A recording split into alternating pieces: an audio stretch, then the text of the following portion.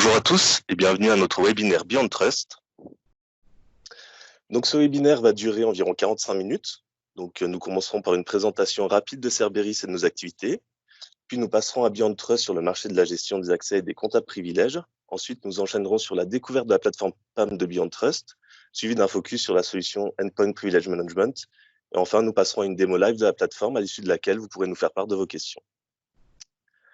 Alors, avant de commencer, avant de passer à la présentation de Cerberus et de nos activités, j'aimerais tout d'abord que l'on voit ensemble pourquoi il est aujourd'hui fortement recommandé d'avoir recours à des solutions PAM pour sécuriser votre système d'information. Alors, ces dernières années nous ont permis d'établir un constat qui est très simple en termes de cybersécurité, c'est que les moyens de sécurité périmétriques actuels ne sont plus suffisants à eux seuls pour garantir l'intégrité des données sensibles contenues dans votre système d'information. Donc la question n'est plus vraiment de savoir est-ce que mon entreprise va subir une cyberattaque, mais plutôt quand va-t-elle subir une cyberattaque et sommes-nous préparés correctement? Donc par malveillance ou tout simplement par négligence, nous sommes tous susceptibles un jour d'être à l'origine d'une brèche de sécurité. Donc évidemment, le degré de dangerosité de cette brèche dépend directement du degré de privilège qui nous est attribué ou auquel nous avons accès. Il convient donc de superviser tout particulièrement les comptes et accès à privilèges. Une autre raison d'adopter des solutions PAM aujourd'hui au sein de votre entreprise, c'est la surcharge du helpdesk. Donc, il arrive encore beaucoup trop souvent dans de trop nombreuses entreprises que le helpdesk soit sollicité pour dépanner un collaborateur, par exemple, ayant installé les mauvais pilotes ou les mauvais logiciels. Donc, ces tâches, en plus de surcharger le helpdesk, sont de très faible valeur ajoutée. Enfin, une bonne solution PAM, c'est un moyen efficace de sécuriser votre système d'information tout en améliorant la productivité de vos collaborateurs. Donc, en effet, en supprimant d'une part tous les droits excessifs constituant autant de brèches de sécurité et en augmentant d'autre part granulairement ces droits au cas par cas, vos collaborateurs pourront effectuer toutes leurs tâches sans mettre en péril le système d'information. Donc maintenant, on va pouvoir passer à la présentation de Cerberus. Donc Cerberus, nous sommes un VAD, donc un distributeur à valeur ajoutée. Ça signifie donc que nous traitons de manière exclusivement indirecte entre nos partenaires éditeurs et nos partenaires intégrateurs. Ainsi, lorsque nous sommes sollicités, par exemple, par des clients finaux, nous répondons bien entendu à leurs demandes, mais nous les mettons tout de suite en relation avec l'un de nos partenaires intégrateurs pour toute la partie commande et facturation. Donc, nous existons maintenant depuis une dizaine d'années et avons fait de la gestion des espaces collaboratifs, des solutions d'infrastructure et de la gestion des identités et des accès nos domaines d'expertise. Donc, nous sommes restés une entreprise à taille humaine. Cela nous permet notamment de garder un contact direct et privilégié avec nos différents partenaires. Et cette proximité nous permet d'être réactifs à tout moment. Enfin, nos solutions s'adressent essentiellement à des grands comptes ou des PME. Donc, ces sociétés sont en fait tout naturellement plus concernées par les problématiques de gestion des accès ou bien des espaces collaboratifs. Maintenant que nous avons vu Cerberus, on va pouvoir passer à Beyond Trust. Donc, Beyond Trust est l'un des leaders mondiaux actuellement en termes de gestion des accès et des comptes à privilèges. Donc, en effet, le Gartner et le Forrester le classaient en 2018 comme incontournable sur le marché. Donc, si vous êtes déjà renseigné un peu sur les principaux éditeurs sur le marché français, vous noterez sans doute la présence de CyberArk et de Walix sur les deux graphiques qui sont présentés. Donc, c'est les deux qui sont actuellement principalement distribués en France. Donc, Beyond Trust est bien sûr reconnu mondialement, mais n'est pas encore bien implanté en France. Ils ont donc pris la décision l'année dernière de développer leur activité sur notre territoire. Donc, la plateforme PAM de Beyond Trust a l'avantage notable par rapport aux autres éditeurs d'être complètement modulable et extensible. Donc, Nicolas reviendra sur le sujet par la suite, mais elle est composée de plusieurs briques que l'on peut acquérir de façon individuelle ou bien groupée. Ainsi, la plateforme s'adapte aux besoins spécifiques de chaque société. Fournie clé en main avec une approche totalement transparente, donc vous avez le contrôle total sur la plateforme et vous recevrez des notifications de façon automatisée afin de mieux vous guider. Résultant de la fusion de plusieurs sociétés, donc notamment Cymark et Bomgar, Beyond Trust propose aujourd'hui une plateforme complète, modulable, fournie clé en main et qui a déjà séduit 20 000 clients de la moitié du Fortune 500. Voilà. Donc on va pouvoir passer à la suite que Nicolas va pouvoir vous présenter. Donc, comme l'a dit Eric, moi je vais commencer par vous présenter la plateforme PAM de Beyond Trust. Donc, c'est une plateforme qui est composée d'outils qui sont indépendants les uns des autres, mais qui forment un écosystème assez complet afin de gérer les accès, les privilèges et les droits des utilisateurs. Donc, dans cette plateforme, on retrouve 6 solutions au total, mais il y en a 3 qui sont majeures et 3 un peu plus mineures. Donc, parmi les majeures, on retrouve Privilege Password and Session Management, Endpoint Privilege Management et Secure Remote Access. Et parmi les 3 mineurs, on retrouve un scanner de vulnérabilité, un outil pour la gestion de la conduite du changement, et enfin un outil de prise en main à distance. Donc moi, je vais plutôt vous détailler assez rapidement les 3 solutions majeures qui composent cette plateforme. Donc la première solution, c'est Privilege Password and Session Management. Donc dans cette solution, on va dire qu'il y a 3 briques distinctes. La première brique, c'est sur une partie de découverte. Donc on peut notamment détecter et gérer l'ensemble des comptes et des actifs dans le SI. On peut aussi créer des règles qui permettent d'automatiser la gestion de ces actifs et de ces comptes. Et il y a aussi une fonctionnalité qui permet la découverte automatique des clés SSH, notamment. Enfin, la deuxième brique, c'est tout ce qui est sur la partie mot de passe et clés SSH. Donc, on peut mettre en place des paramètres afin de renforcer l'ensemble des mots de passe, déterminer une durée de validité. On peut aussi également éliminer les anciens mots de passe et gérer plus facilement et de manière automatisée la rotation des mots de passe. Et il y a aussi une fonctionnalité pour tester l'ensemble des mots de passe. Et enfin, la dernière brique de cette solution, donc c'est pour la partie surveillance et audit. Donc, il est possible d'entièrement monitorer toutes les sessions privilégiées, de définir une liste noire de commandes. Et enfin, il y a une partie reporting et conformité avec des rapports qui sont générés sur les utilisations. La deuxième solution de la plateforme PAM, donc Secure Remote Access, ça permet d'établir le principe de moindre privilège pour les accès distants, pour les accès distants pour les utilisateurs. Donc on peut entièrement contrôler les connexions et mettre une gestion très fine des différents accès, et notamment donc, pour les prestataires, pour que les prestataires aient accès uniquement aux actifs nécessaires à leur tâche. Donc pareil, il y a tout un tas de notifications pour les administrateurs en live afin de contrôler qui accède à quel actif en temps réel, donc que ce soit sur mobile, via un client web ou un client lourd. Et si cette solution est combinée avec la solution Privilege Password and Session Management, on peut mettre une injection automatique des identifiants afin de ne pas exposer les identifiants aux prestataires. Donc typiquement, cette solution, elle aurait été assez utile à Airbus, qui se sont fait compromettre car un prestat avait accès à des actifs auxquels il n'aurait pas dû et avec trop de privilèges. Et enfin, la dernière solution de cette plateforme, donc c'est Endpoint Privilege Management. Donc là, je vais le détailler assez brièvement parce que je vais l'expliquer bien plus en détail après. Mais donc cette solution, elle sert à supprimer les droits privilégiés des utilisateurs, et donc en élevant les droits des applications et pas des utilisateurs. Donc on peut complètement contrôler les actions des utilisateurs sur le SI. Donc on peut empêcher l'utilisation et l'installation d'applications qui sont à risque. L'avantage donc de cette plateforme, c'est qu'elle est complètement intégrable avec votre environnement. Donc on peut complètement l'intégrer avec que ce soit un scanner de vulnérabilité ou un outil de ticketing. Donc ça permet donc forcément de réduire les risques opérationnels en couvrant l'ensemble des vecteurs d'attaque au niveau des accès et des privilèges. Pareil pour l'amélioration de la sensibilisation au niveau des utilisateurs. Typiquement sur la solution Endpoint, on peut afficher des messages d'utilisateurs pour leur expliquer pourquoi ça a été bloqué et comment. Ensuite, au niveau de la maximisation des investissements, il est réalisé car cette plateforme est complètement intégrable avec votre environnement. Donc si vous avez mis en place un outil de ticketing, un SIEM ou un scanner de vulnérabilité, il est possible de mettre en place d'intégrer la plateforme. Donc pareil pour la partie réduction des coûts de conformité, renforcement des contrôles internes et fournir des aperçus approfondis.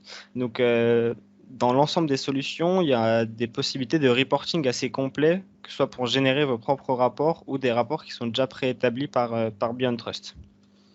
Donc en fait, c'est une plateforme qui est unique pour parer et gérer l'ensemble des droits et des privilèges sur le SI. Et globalement, l'installation des solutions est assez simple et rapide. Et si on compare avec CyberArk, qui est donc un des concurrents de BeyondTrust, CyberArk est réputé pour être assez complexe à mettre en place et à déployer pour bien gérer finement les politiques. Donc maintenant, je vais passer à la partie, donc vraiment à la solution Endpoint Privilege Management. Donc la question critique à se poser tout d'abord, c'est comment les entreprises peuvent réduire le risque des utilisateurs privilégiés sans perdre en productivité et sans surcharger le helpdesk. Donc BeyondTrust, ils ont développé une solution donc, qui permet justement de complètement supprimer les droits privilégiés des utilisateurs. Donc cette solution, elle se compose de 3 choses. Tout d'abord, d'une console d'administration afin de gérer les politiques et les droits des utilisateurs. La deuxième partie de cette solution, c'est un client qui est déployé sur les postes. Et enfin, la dernière partie, c'est un ensemble de composants qui sert à générer les rapports. Donc on retrouve notamment un event collector afin de centraliser tous les événements des postes clients, un serveur MS SQL et aussi un service SSRS pour générer les rapports. Pour que cette solution soit complètement intégrable en fonction de votre environnement, BeyondTrust, ils ont décidé de mettre en place 3 méthodes afin de générer et d'envoyer les politiques aux clients. Donc la première méthode, c'est via les GPO dans un environnement Active Directory. La deuxième méthode, c'est via EPO, donc ça s'intègre avec un environnement McAfee. Et enfin, ils ont décidé de développer une console de gestion qui permet justement d'envoyer les politiques au poste client, mais sans passer par GPO ou par McAfee. Donc, les politiques sont envoyées sur les postes clients et la question qui peut se poser, c'est comment les utilisateurs qui sont hors réseau ou hors connexion de l'entreprise, en tout cas, ils peuvent être couverts par ces politiques. Donc, BeyondTrust, ils ont choisi de mettre toutes les configurations et toutes les politiques en cache de manière sécurisée pour que les utilisateurs soient quand même couverts par les politiques. Et ils ont également accès à l'ensemble des fonctionnalités de l'application, notamment le challenge response par exemple. La seule différence, ça va être pour mettre à jour les politiques. Donc là, il y a plusieurs solutions qui sont mises en place. On peut toujours mettre, si on se connecte à un VPN, les politiques pourront se mettre à jour. Si on utilise la PMC, on peut mettre à jour les politiques via le port 443, donc un flux HTTPS. Et enfin, en cas de dernier recours, il est possible d'utiliser l'envoi de mail plus un script qui sera élevé par l'agent pour mettre à jour les politiques sur les postes. Le maître mot donc de l'application, vraiment, comme je le répète, c'est élever les applications et non l'utilisateur. Lors d'un contexte, lors d'une utilisation classique sans la solution BeyondTrust, quand un utilisateur il va lancer une application, elle est exécutée sous le contexte de l'utilisateur. Donc si c'est lancé avec un compte à privilège, l'application dispose de droits élevés. Et c'est là que le problème se pose, c'est-à-dire que l'utilisateur doit forcément disposer d'un compte à privilège pour exécuter une application avec des privilèges. Et donc c'est un vecteur d'attaque qui est très utilisé par les attaquants.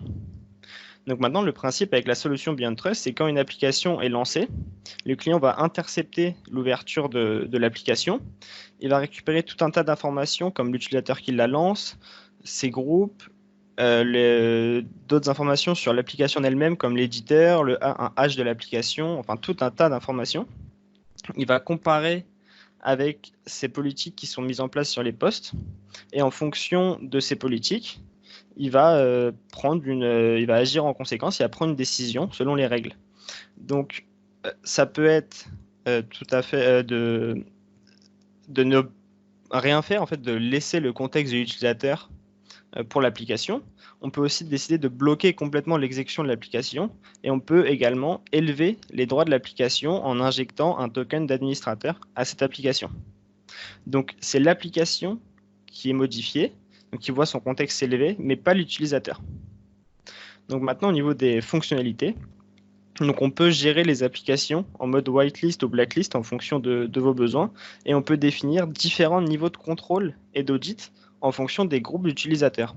Donc par exemple, un utilisateur lambda qui n'a pas forcément besoin d'exécuter une application qui nécessite des privilèges, il devra répondre à un challenge response mis en place par l'application, alors qu'un utilisateur qui fait partie d'un groupe support, pour la même application, il aura juste besoin de confirmer ou non l'élévation de cette application. Donc c'est intéressant en fonction des différents groupes d'utilisateurs que vous disposez. BeyondTrust, ils ont aussi choisi de mettre en place une fonctionnalité pour les élévations à la demande. Donc, typiquement, c'est quand on fait run as administrateur ou run as un utilisateur X ou Y. Donc, les mêmes règles peuvent s'appliquer pour ces types d'élévation. Depuis le début, je parle d'appliquer ces politiques et ces règles sur des applications, mais les applications, c'est assez large. BeyondTrust, ils ont choisi de pouvoir appliquer ces politiques, que ce soit sur des exécutables, mais aussi sur des consoles de management, sur des installeurs, sur des scripts de PowerShell ou Batch, enfin tout un tas d'applications différentes. Une des autres fonctionnalités qui est mise en place par la solution, c'est le fait d'empêcher un processus d'exécuter un autre processus ou de charger une DLL qu'il n'est pas censé charger. Donc typiquement, ça va être utilisé pour contrôler les DLL qui sont chargés par la suite Office, par Adobe ou par les navigateurs web. Et bien sûr, s'il y a des DLL qui sont développés maison par votre entreprise, il est possible d'exclure ces DLL de cette politique pour qu'elles soient quand même chargées par les applications. L'une des autres fonctionnalités qui est mise en place par BeyondTrust, c'est le fait de pouvoir ou non modifier des répertoires ou des fichiers qui nécessitent des droits privilégiés. Donc typiquement, des fichiers de configuration pour des applications qui nécessitent normalement des droits élevés, il est possible de contrôler également la gestion des accès sur ces fichiers ou ces répertoires. Et depuis le début, je vous parle donc du jeton qu'on peut injecter à l'application. Et depuis le début, je vous dis aussi que c'est le jeton administrateur, mais au final, on peut injecter le jeton qu'on veut à l'application pour vraiment gérer de manière fine les droits des applications. Et bien sûr, l'ensemble est audité, collecté et mis sous forme de rapport que vous pouvez exporter pour une meilleure utilisation. Donc maintenant, je vais passer à la démonstration. Donc je vais passer sur la suite. Alors 2 petites secondes. Je partage donc le lab.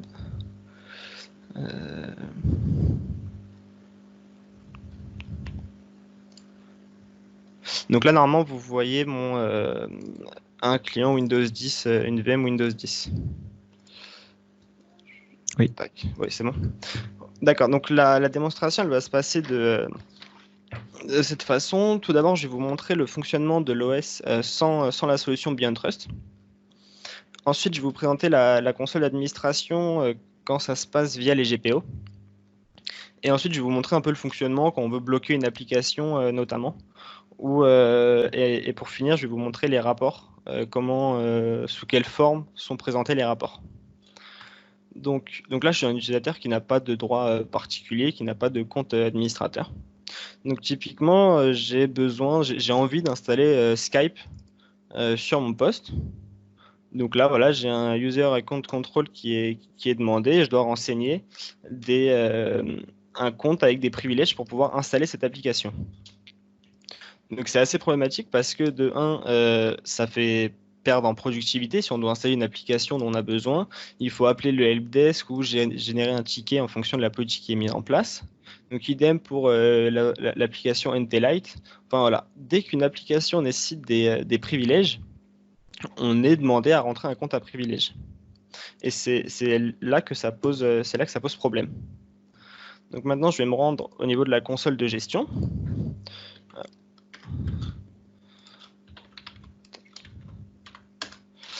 Voilà, donc là on se retrouve sur la console de gestion de BeyondTrust. Donc ça se passe sur la GPMC, donc la Group Policy Management Console. C'est à partir d'ici qu'on peut tout gérer. Donc la première partie de cette application, ce sont les work styles. Donc c'est les politiques qui vont être déployées sur les postes des utilisateurs et qui vont permettre de faire le lien entre les droits des utilisateurs et les applications auxquelles ils peuvent accéder ou non. Ensuite, on retrouve donc les application groups. Donc, c'est des regroupements d'applications en fonction d'un thème particulier. Donc, typiquement, ce groupe-là correspond à les applications qui nécessitent qui demandent une élévation de privilège, un UAC. Donc on retrouve différents groupes d'applications. Ensuite, on retrouve les content groups. Donc c'est ce que je vous ai expliqué tout à l'heure avec l'autorisation ou l'interdiction de modifier un fichier ou un répertoire. Ensuite, l'autre panel, c'est pour la partie message, donc, pour personnaliser les messages qui seront affichés aux utilisateurs. Et enfin, la dernière partie, c'est sur la partie token qui seront injectés à l'application. Donc, je vais en profiter pour activer les workstyles tout de suite, comme ça on n'aura pas de problème. Donc maintenant, imaginons que je veux bloquer, comme j'ai expliqué, comme j'ai montré tout à l'heure, l'exécution de Skype. Donc je vais dans le groupe d'applications qui s'appelle blog, donc pour bloquer les applications. Insert. Donc là j'ai la liste de toutes les applications que je peux contrôler. Donc comme je l'ai dit, on retrouve les exécutables, mais aussi les scripts PowerShell, les comme class, etc. Donc là c'est un exécutable que je vais gérer. Donc là je peux aller récupérer un fichier afin que la solution BeyondTrust récupère différentes informations sur la plateforme. Donc là je vais juste aller, voilà, Skype, open. Là, on peut définir une brève description. Et donc là, c'est là la partie intéressante, c'est l'ensemble des filtres qui vont permettre à une règle de matcher ou non. Donc on peut faire un match sur le nom de l'application ou du dossier, mais on peut aussi définir tout un tas de paramètres, comme un hash de l'application donc qui est récupéré automatiquement, mais aussi le nom de l'éditeur, ou encore s'il est trusté par le système. Donc là, je vais juste filtrer par rapport au nom de l'application. Donc Skype, ça, je vais le supprimer pour que ce soit plus facile. Next. Donc là, on a des paramètres qui sont pas forcément nécessaires pour notre lab et qui permettent de contrôler plus finement les accès. Fini. Donc là, mon application, elle est définie dans ma liste des applications bloquées. Maintenant, comment le fait que cette application soit bloquée est défini pour les utilisateurs. Donc là, je vais dans mes workstyles, et dans mes workstyles, c'est à cet endroit-là que je vais définir quelles règles pour les applications s'appliquent. Donc j'ai un onglet Application Rule, et là, on voit que la première règle qui va s'appliquer, c'est pour les applications qui sont bloquées. Donc on va voir un peu le détail de cette règle. Donc le premier champ, c'est pour quel groupe d'applications, sur quel groupe d'applications on va travailler et la règle va s'appliquer. Donc là, on retrouve la liste de tous les groupes d'applications qu'on a définis avant. Ensuite, on peut choisir d'exécuter un script au moment de cette règle pour gérer les cas particuliers, par exemple. Ensuite, on retrouve l'action qui est prise par l'outil. Donc là, on bloque l'exécution, mais on peut autoriser l'exécution, afficher un message pour l'utilisateur et ajouter un token ou non. Donc c'est ici qu'on définit typiquement si on ne veut pas changer le token pour cette application, c'est à cet endroit-là qu'on peut le définir. Pareil au niveau de l'audit, on peut donc générer un événement ou non, on peut exécuter un script et on peut monitorer les privilèges quand on ajoute un token administrateur. Donc là, je vais bloquer l'exécution. On va juste rajouter un message de notification pour l'utilisateur. Et c'est validé. Donc vu que j'en suis au niveau workstyle, on peut voir aussi qu'on retrouve la même chose et le même fonctionnement pour les élévations à la demande, pour les content rules, des règles plus générales et enfin des filtres pour choisir à quelle population ou à quel moment ou à quel ordinateur s'applique ce workstyle. Donc on retrouve tout un tas de filtres qu'on peut mettre en place pour gérer vraiment finement les droits des utilisateurs. Donc je retourne sur mon client. Je vais juste lancer un GP update pour qu'il récupère les GPO.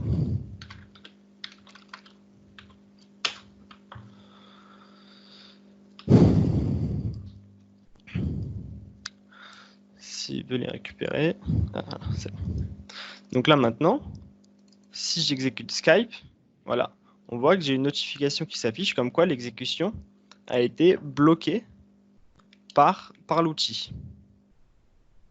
Donc là, voilà, ça fonctionne comme ça. Maintenant, si je lance, si je me connecte avec un utilisateur, non, je vais quand même montrer ça. Si je veux lancer une update Java avec un utilisateur qui n'a pas de privilège, qui n'a pas forcément besoin d'exécuter un update Java, ça va demander un change response. Donc là, je prends le challenge que j'ai reçu par l'application. Là, soit c'est intégré avec un outil de ticketing, soit on appelle le service support. Dans la console de management, il y a un petit outil justement qui permet de générer la réponse en fonction d'un challenge. Donc là, il faut juste mettre en place une clé partagée avant l'utilisation de cette challenge response. On définit le token et ensuite on va transmettre le résultat à l'utilisateur. Donc là, je retourne sur mon client. 44. Je fournis les identifiants.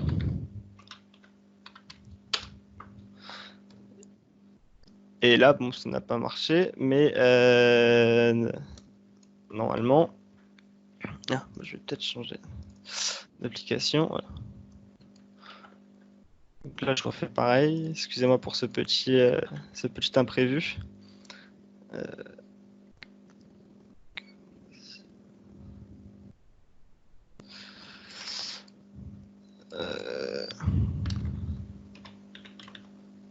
C'est les aléas du direct. Donc là, je re-rentre l'identifiant. Et là, normalement, si je me suis pas trompé, voilà, j'ai accès à l'application, alors que tout à l'heure, je devais avoir à disposer d'un compte à privilège pour lancer l'application.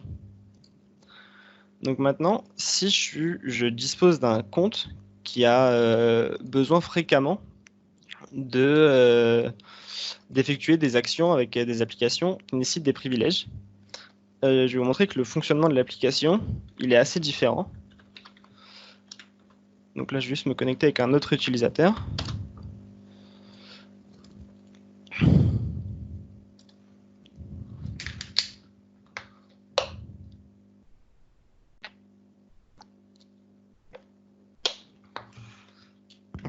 Voilà. Donc là, je vais lancer pareil.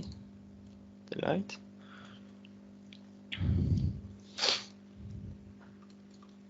Donc là, ça prend un peu de temps. Voilà. Et là, vu que c'est un utilisateur qui a besoin d'une grande flexibilité dans son travail, eh ben, l'application se lance sans même demander une confirmation, quoi. Mais tout ça, c'est complètement personnalisable, justement, au niveau de la console d'administration, au niveau des messages. Donc c'est à ce niveau-là qu'on peut définir les besoins qu'on veut pour les utilisateurs et pour les authentifications. Donc maintenant, je vais vous montrer un peu les rapports. Donc c'est tout simplement un service SSRS qui tourne derrière pour générer les rapports. Donc on peut, donc tout d'abord, ces rapports sont complètement exportables en différents types de données pour qu'ils soient exploitables par les utilisateurs. Ensuite, on retrouve différents filtres, donc que ce soit la plateforme ou l'intervalle de temps sur lequel on veut générer et récupérer les données. On peut aussi définir un filtre sur les applications et sur les types d'applications. Alors oui, les ressources que j'ai pour la démo sont un peu limitées, donc c'est normal que ça prenne un peu de temps. Pas autant normalement. Ah, voilà, c'est en train de changer. Voilà. Donc là, j'ai effectué un filtre par application, par type d'application, et je peux récupérer de nombreuses informations. Typiquement pour l'application NT-Lite, le nombre d'utilisateurs et les utilisateurs qui ont voulu lancer cette application.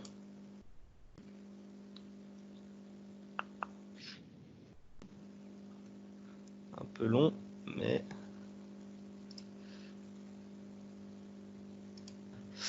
Ça prend un peu de temps quand même. Je suis désolé pour ce temps d'attente. Voilà, donc on retrouve que l'utilisateur Alain, il a voulu lancer cette application et l'utilisateur John également, comme je vous l'ai montré pendant la démonstration. On retrouve également d'autres fils, typiquement sur les applications, sur les actions qui ont été entreprises. Si l'utilisateur, si l'application a élevé le jeton pour l'application, ou si justement il a rejeté l'utilisation de cette application par l'utilisateur. Donc c'est assez complet comme rapports qui sont générés, et on peut justement, et ça permet également aussi de gérer plus finement les politiques qui sont appliquées après ça. Donc voilà pour la démo, j'ai essayé de montrer un maximum de choses pour que vous compreniez au mieux le fonctionnement de l'application.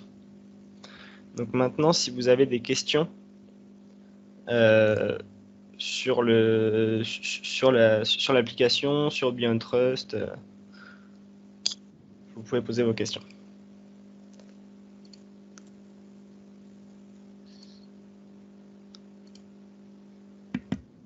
Du coup, oui, j'aurais bien une question. Bonjour. Bonjour.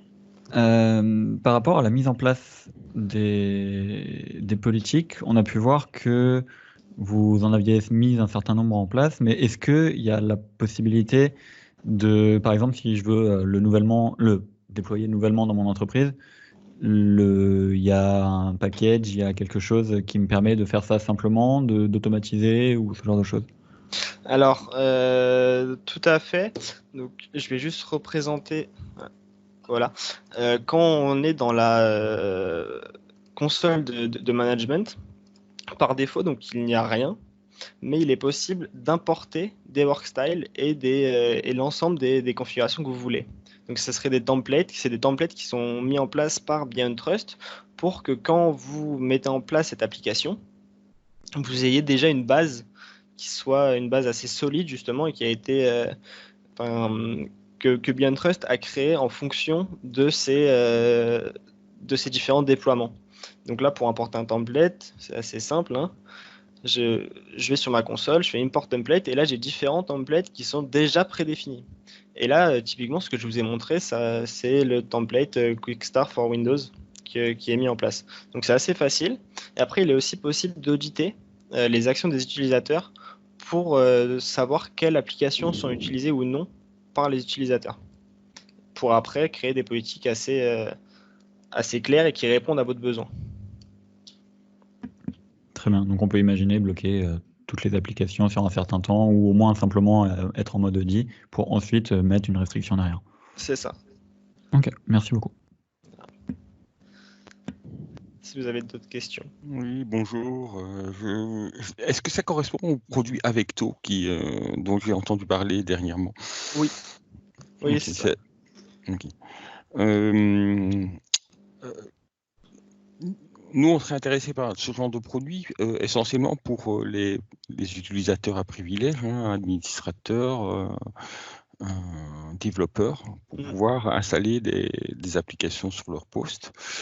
Donc, ce que je voulais savoir, si justement on pouvait, par exemple, bloquer toute installation et par exemple les ajouter petit à petit ou mettre en mode écoute comme disait la personne auparavant et puis les valider sur des critères qui sont pas uniquement le nom par exemple. J'ai vu qu'on met le nom, mais moi ça me paraissait un peu bizarre de mettre un nom.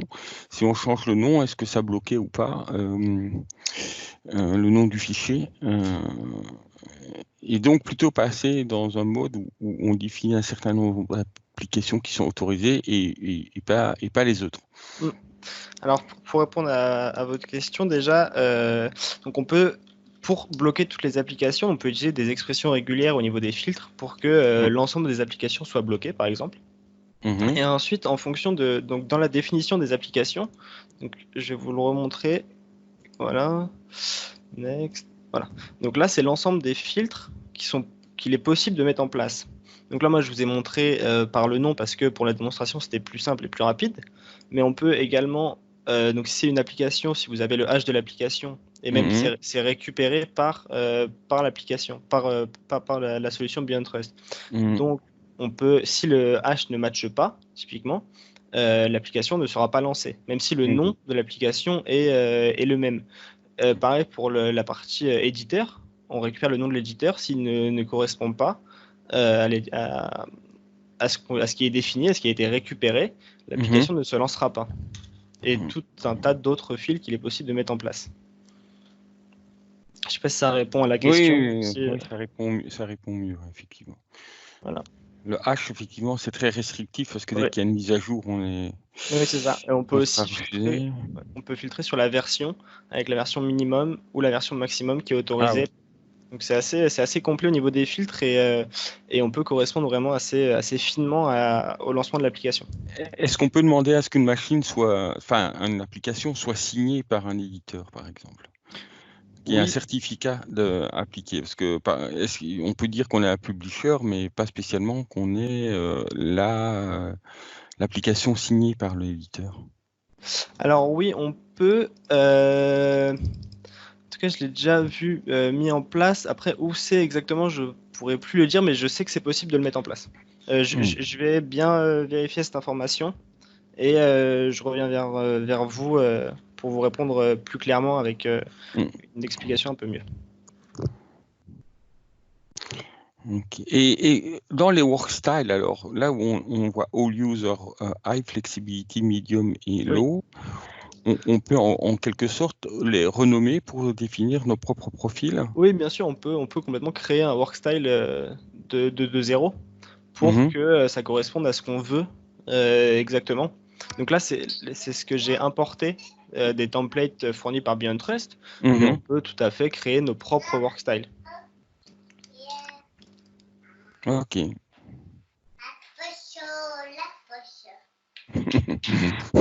Je sais pas qui est ce. Voilà.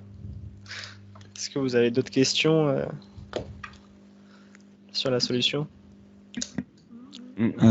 Question un peu plus simple. Si jamais on est intéressé par la solution, est-ce qu'il y a des versions d'essai qui existent? Comment ça se passe derrière au niveau de comment on fait pour pouvoir tester la solution concrètement?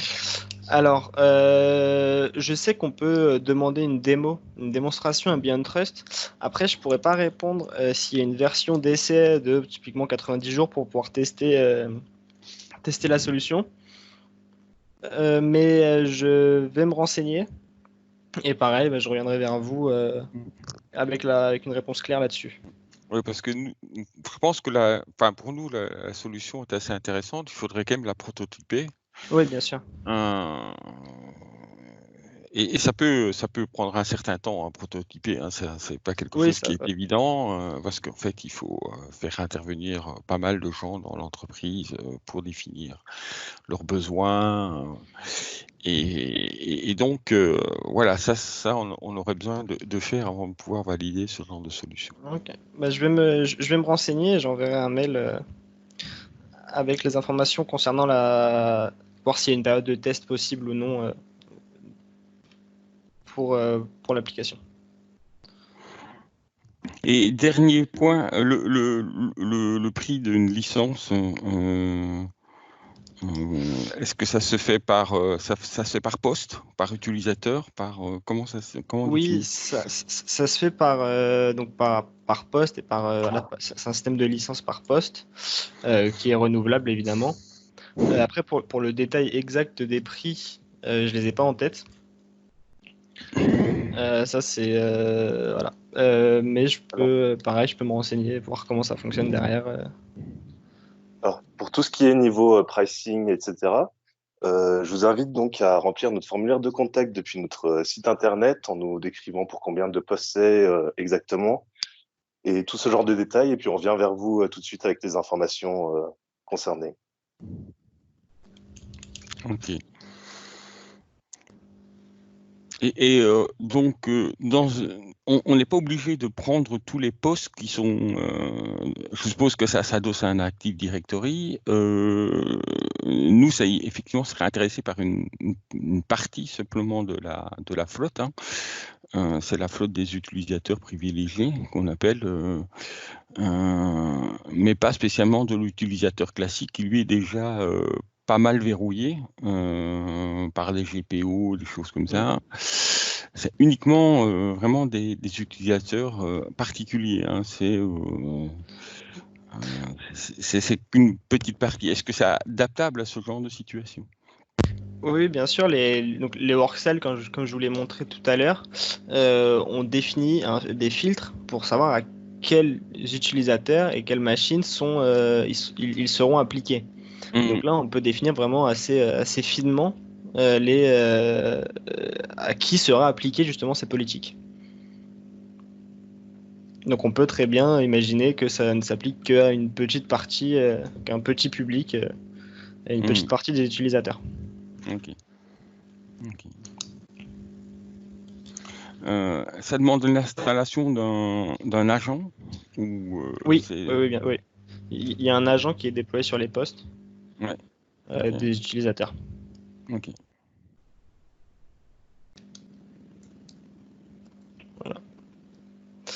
Voilà. Donc, il n'y a pas d'autres questions? De ma part, je pense que oui, il faut passer sur un essai, quoi. Ça, c'est clair. C'est ça. On a envie d'aller plus loin quand on voit ce produit. C'est sûr. C'est un produit qui est assez bien pensé, qui peut couvrir vraiment beaucoup de cas d'utilisation et qui est très pratique, je trouve. Si vous avez d'autres questions, donc vous avez mon adresse mail qui est pas là d'ailleurs, que je vais. Oui, forcément. Envoyez-nous votre adresse mail. Ouais. Voilà, je vais vous envoyer. D'ailleurs, je vais vous envoyer les réponses à vos questions, donc comme ça, vous aurez mon adresse mail directement. Ok. Voilà. Alors, ce qui me paraît peut-être approprié, puisque vous avez l'air d'avoir pas mal de questions à ce sujet, et pour pas trop déborder au niveau du webinaire, c'est qu'on peut vous programmer une séance spécifique à vos besoins, donc ultérieurement. Donc pour reprendre un peu tous les aspects que vous avez abordés, auxquels on s'efforcera de répondre plus spécifiquement. Oui, parce que moi je suis venu seul avec une autre personne de l'équipe, mais il y a d'autres, franchement, pas mal d'autres personnes qui seraient intéressées par cette présentation. D'accord, super. Écoutez, nous on se charge de retrouver les informations que vous avez demandées, et puis à ce compte-là, on peut programmer un rendez-vous courant de semaine prochaine pour aborder tout ça avec toujours Nicolas qui sera là, si ça vous convient. Oui, pas de problème. D'accord. Bon, eh bien, dans ce cas, je pense que le webinaire est terminé. Donc, comme je vous l'avais présenté au début, il est disponible en replay sur notre site internet. Et si jamais vous avez d'autres questions, n'hésitez surtout pas à nous contacter via le formulaire de contact depuis notre site internet. Merci à vous d'avoir participé à ce premier webinaire de Cerberus, en espérant que ça vous ait plu aussi et que si vous avez des remarques pour améliorer justement les prochains, c'est avec plaisir. Merci beaucoup. Merci. Merci à vous. Merci à vous. Au revoir.